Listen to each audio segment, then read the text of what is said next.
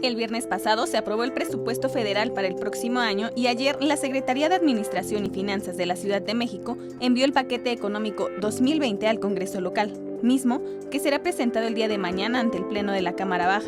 Legisladores analizaron el tema en el espacio informativo de Agenda y Contexto de Capital 21. Vamos por 238.975 millones de pesos, 793.216 pesos. Entonces, bueno, es un incremento realmente menor el que se espera para este ejercicio fiscal. El presupuesto se ocultaba. El presupuesto se entregaba en el último instante, en el último minuto. A los legisladores se nos acotaba la principal de las facultades que tenemos, que es la del análisis en materia presupuestal y su correspondiente aprobación.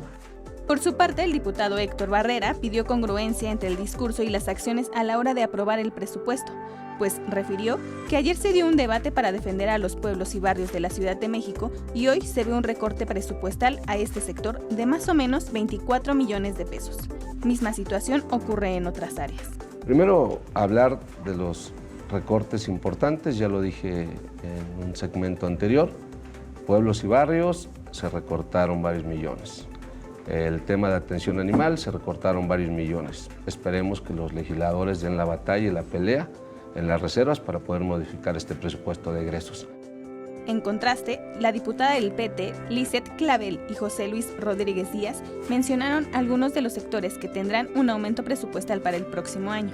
El del año pasado era en el sector salud, era de 10.634.909 millones de pesos, pasa a 11.367.045 millones de pesos. Entonces hay un incremento. Hay un incremento. En el caso de la Secretaría de Seguridad Ciudadana, de 17.497.387 millones de pesos a 18.255.332 millones de pesos. Te puedo decir que de los 800 millones de pesos que se incrementan para la Secretaría de Seguridad Ciudadana, parte de esos recursos se van al área de capacitación.